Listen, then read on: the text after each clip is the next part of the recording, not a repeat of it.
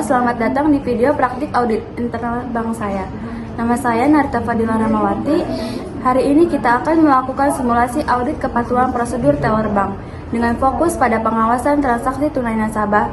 Tujuan audit ini adalah untuk memastikan bahwa seluruh prosedur standar operasional atau SOP telah dipatuhi oleh para teller dalam setiap transaksi, sehingga dapat meminimalkan resiko operasional dan menjaga integritas pelayanan bank.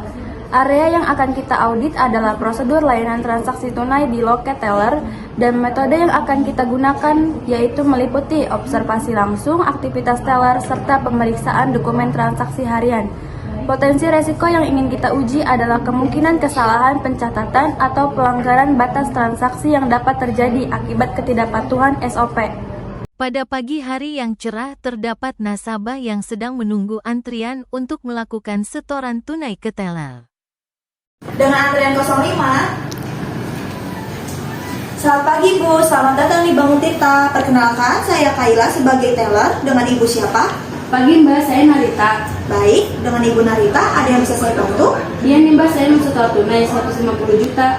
Oke, kalau gitu apakah membawa dokumennya seperti KTP dan buku tabungannya? Bawa nih Mbak. Baik, saya ambil ya. Iya Mbak. Baik, saya proses verifikasinya ya. Tolong dibantu Bu. Iya. Tolong sebutkan nama lengkapnya. Nama lengkap saya Narita Fadila Ramawati. Baik, tolong sebutkan tempat tanggal lahirnya. 25/11/2004, Tangerang. Oke, kalau gitu, baik Ibu Narita, dengan nomor rekening 1124567 ingin menyetor uang 150 juta. Boleh saya terima uang tunainya? Boleh Mbak, ini. Baik, saya terima ya. Iya. Ibu, saya cek ulang ya nominalnya, mohon diperhatikan.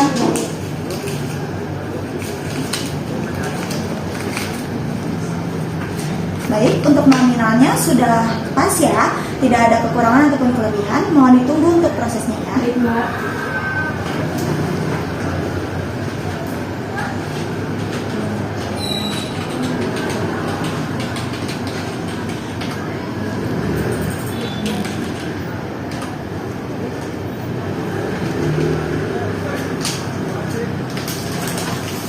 Ibu, mohon bantu isi slipnya ya.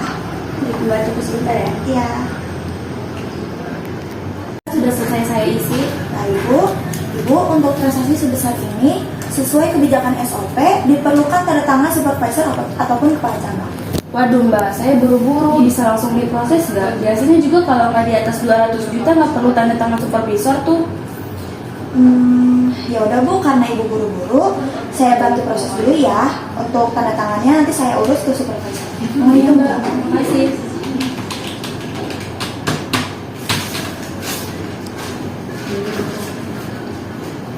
Ibu, untuk prosesnya sudah selesai. Ini slipnya, ini KTP-nya, dan ini buku tabungannya. Apakah ada yang bisa saya bantu lagi? Sudah cukup Mbak, terima kasih banyak atas bantuannya. Baik Bu, sama-sama. Terima kasih kembali. Hati-hati di jalan.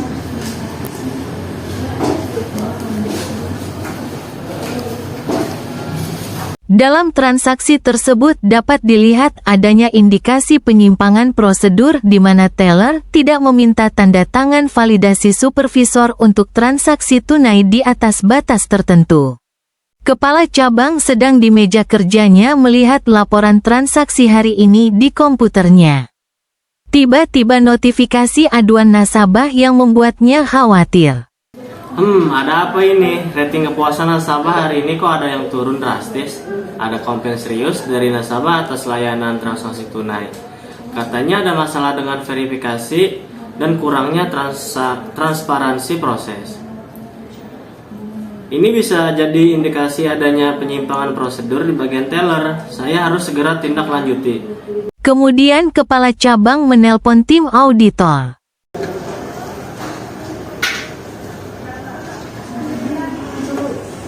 Selamat sore, Ibu Auditor. Saya kepala cabang. Saya nerima laporan komplain.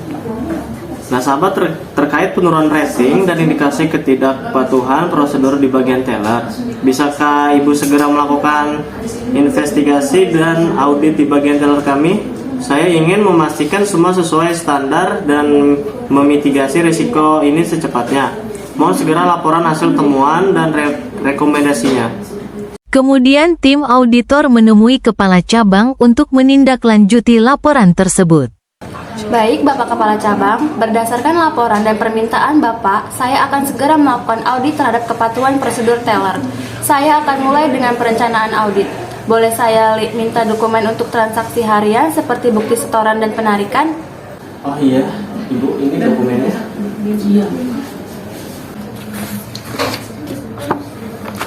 Baik, saya akan fokus pada transaksi dengan nominal besar untuk melihat apakah prosedur validasi oleh supervisor telah dipatuhi. Selain itu, saya akan melakukan observasi langsung terhadap aktivitas teller saat melayani nasabah, dan jika diperlukan, melakukan wawancara dengan teller untuk memahami alur kerja mereka.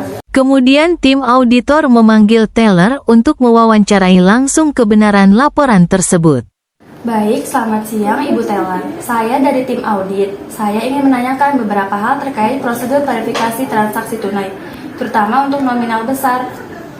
Ya Bu, silakan. Baik, berdasarkan SOP untuk transaksi setoran tunai di atas 100 juta diperlukan tanda tangan validasi dari supervisor atau kepala cabang pada dokumen transaksi. Apakah ini selalu diterapkan? Selalu sih Bu, tapi kadang-kadang kalau misalkan nasabahnya terburu-buru atau mendesak, saya lanjut proses. Habis itu saya sih yang ngevalidasi untuk meminta tanda tangan ke supervisor. Tapi itu juga jarang Bu, nggak sering kok. Baik, bisakah saya lihat beberapa dokumen transaksi setoran tunai dengan nominal besar dari beberapa hari terakhir? Saya punya satu sih Bu, ini terakhir sih ini Bu.